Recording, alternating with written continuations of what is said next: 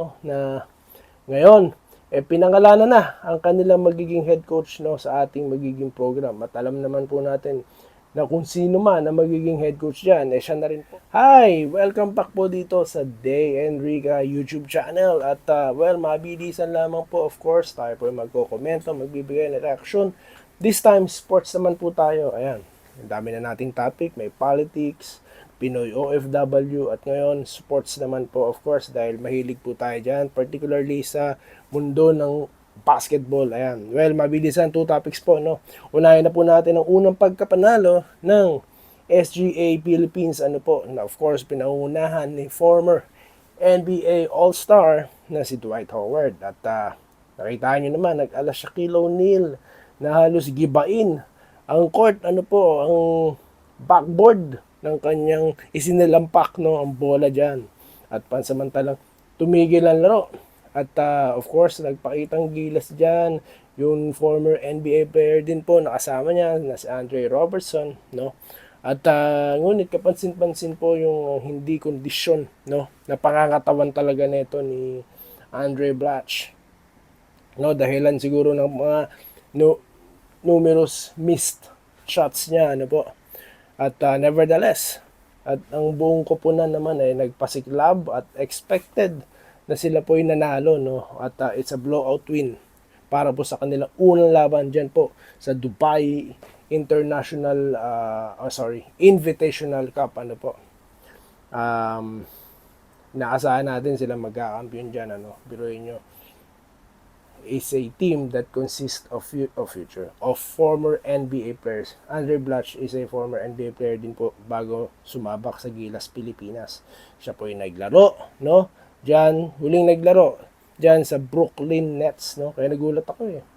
May career pa siya, medyo may laro pa eh, no? Pero siguro talagang gusto niya maging Pinoy.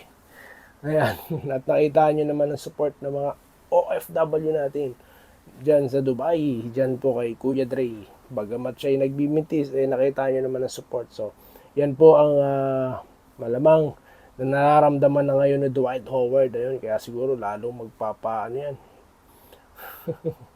magpapalis na sa BBA yan. So, abangan po natin lahat. So, yun po, pangalawang topic po natin. Well, the future is bright, the future is secured.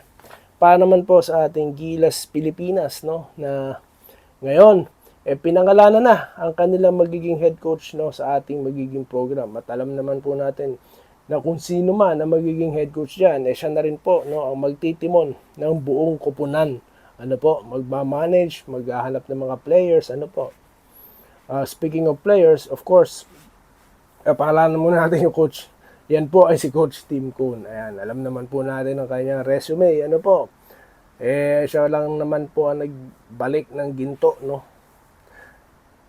dyan sa ating Pilipinas, ano po, sa ating basketball team, sa katatapos lamang na Asian Games, ayan, kung saan in-upset po natin, no, tinalo po natin ang powerhouse China. Kaya nga po nakita natulala dyan ang China's Great Wall ng basketball na si Yao Ming, no.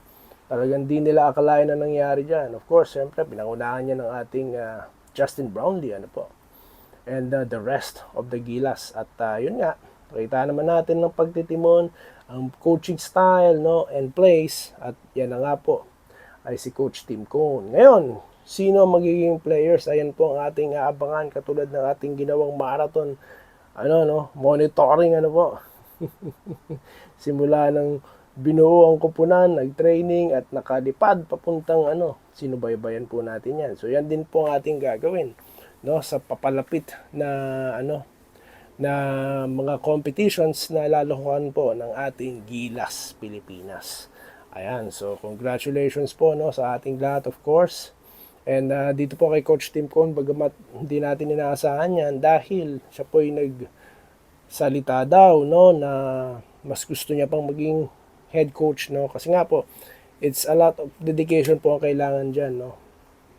Kapag ikaw po hahawak ng isang national team, di lang po basta national team o isang koponan ang iyong hahawakan eh. It's a program po, no, na in long term po ang pinag-uusapan dyan, no. Di po basta lang bubuin katulad yung nangyari sa Asian Games, no, bagamat maganda naging resulta. Kasi nga, it's a team effort, ano po. Starting from the management, no, na talagang nakita naman natin na support ng dalawang, ano, no, can we say, ano, no, basta, yung dalawang support ng big time, no, businessman, no, na si MBB at of course si Mr. Ramon Ang.